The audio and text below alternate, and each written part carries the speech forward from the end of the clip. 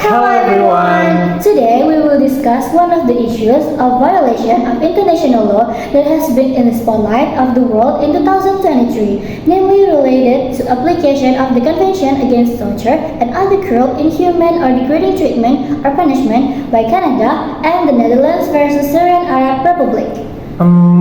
What's the problem in this case? Let's take a look at the discussion. In June 2023, the Netherlands and Canada filed a joint case with the International Court of Justice against Syria for torture and violation of the Convention Against Torture and other cruel, inhuman or degrading treatment or punishment.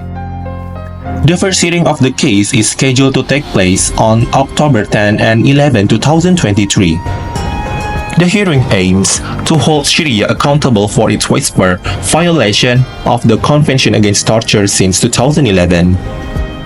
As an international judicial body with jurisdiction over disputes between states, as well as those relating to violation of the international law, the ICJ received a report from Canada and the Netherlands on June 8, 2023. Alleging violation by Syria of the Convention Against Torture and other cruel, inhuman or degrading treatment or punishment.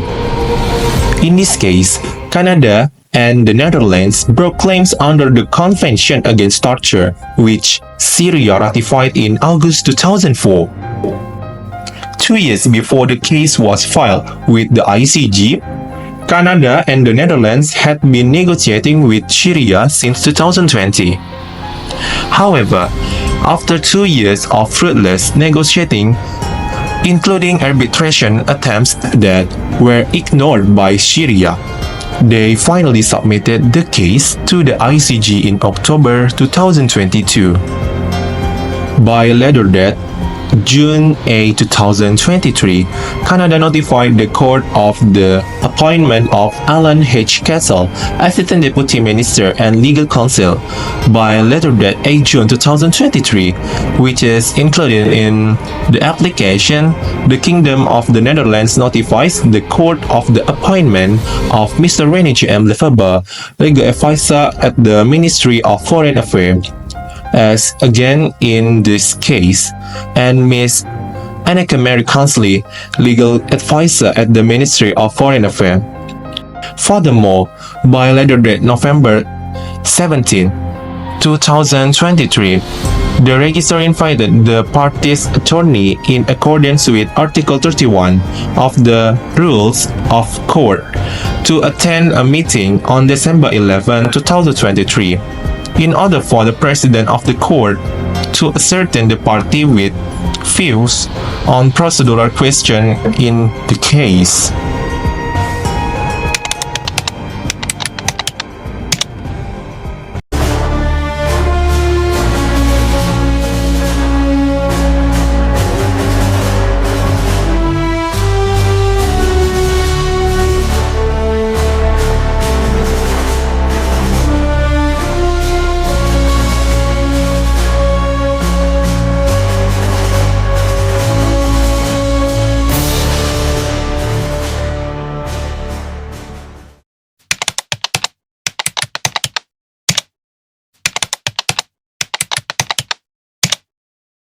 In this case, there are three categories of legal subject involved. First, state. The main state that is the subject in this case is the Syrian Arab Republic.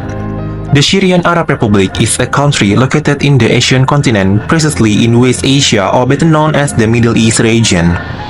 The Syrian Arab Republic officially gained independence and became a sovereign state in 1946.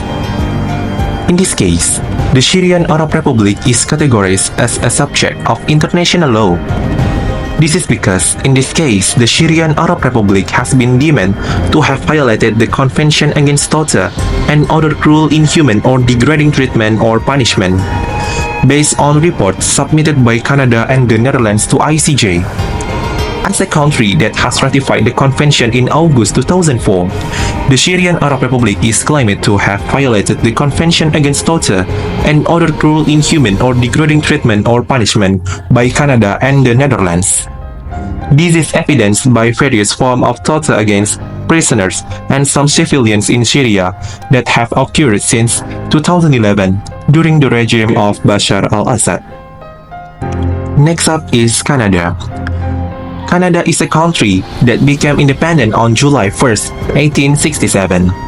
As a country committed to preventing all forms of torture and ensuring the protection of human rights, Canada has ratified the Convention Against Torture and Other Cruel, Inhuman or Degrading Treatment or Punishment on June 24, 1987.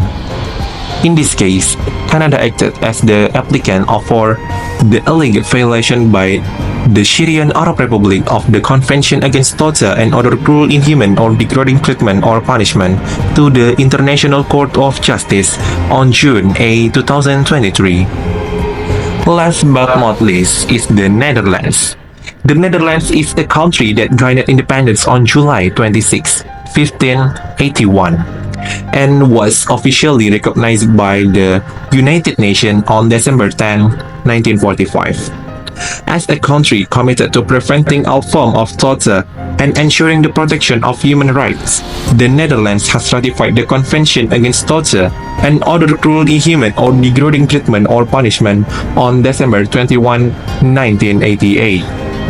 In this case, the Netherlands acted as a petitioner against alleged violation by the Syrian Arab Republic of the Convention Against Torture and Other Cruel, Inhuman or Degrading Treatment or Punishment to the International Court of Justice on June 8, 2023.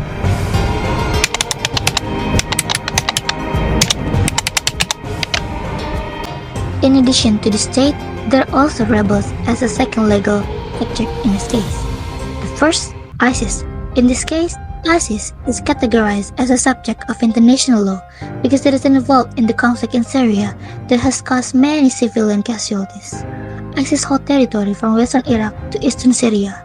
In Syria, the group launched ground attacks against government forces and rebel faction in the Syrian civil war. Second, Hezbollah. In this case, Hezbollah military forces were involved in fighting the Bashar al-Assad regime in Syria, which caused many civilian casualties, so they can be categorized as subject of international law. According to Dr. Sarjana and Hukum, belligerents can become subject of international law if they fulfill the following elements. First, neatly and regularly organized under clear leadership. Second, have clear identification and show their identity. Third, effective control of a part of territory and the territory is actually under its control. Fourth, gain the support of the people under his rule. The next subject of international law is the international organization. In this case, the United Nations acts as a third party that seeks to realize peace in Syria. As an international organization, the UN has the authority to maintain international peace and security based on the UN Charter.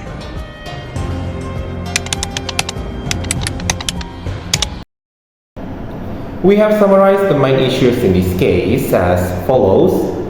First, according to an Amnesty International report cited on bbcnewsindonesia.com, an estimated 17,723 people have died in detention in Syria between March 2011, when the uprising against President Bashar al-Assad began, and December 2015.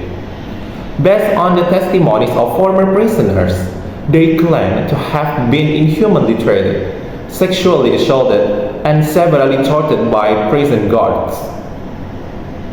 The second, according to the Syrian Network for Human Rights, SNHR, as many as 14,388 people have been killed by torture in Syria, mostly by Bashar al-Assad regime since March 2011.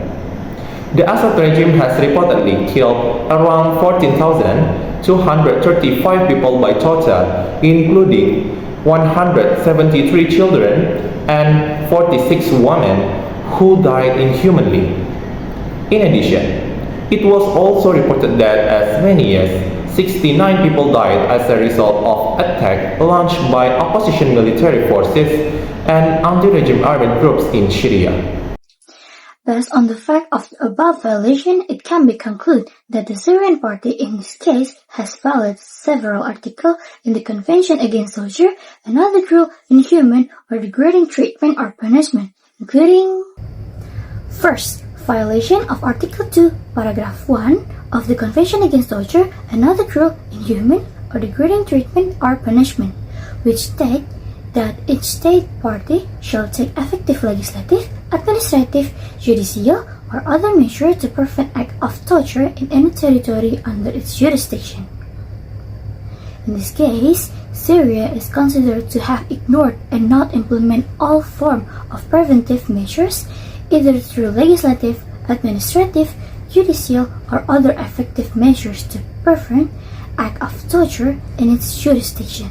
Second, violation of Articles 7, 10, and 11 of the Convention Against Torture and other cruel, inhuman, or degrading treatment or punishment.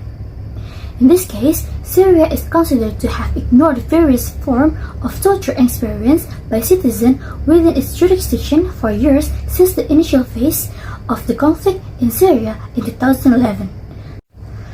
So that in the end, the conflict caused many deaths experienced by Syrian civilians, including children. In addition, various forms of harassment and torture against detainees committed by prison guards in Syria, in this case, are also classified as prohibited acts in this convention. The third, violation of Article 16 of the Convention Against Torture and other cruel, inhuman, or degrading treatment or punishment, which states that each state party shall undertake to prevent in any territory under its jurisdiction other acts of cruel, inhuman, or degrading treatment or punishment which do not amount to torture as defined in Article 1, when such acts are committed by or at the instigation of or with the consent or acquiescence of a public official or other person acting in an official capacity.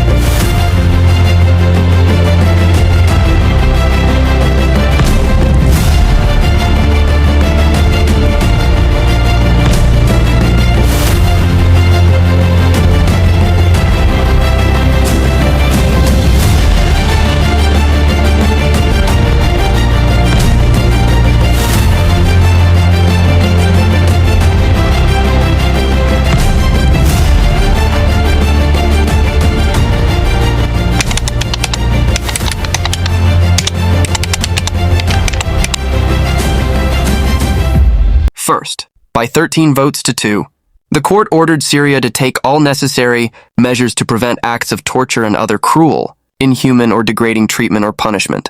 Syria must also ensure that its officials, as well as organizations or individuals under their control, direction, or influence, do not commit acts of torture or other cruel treatment.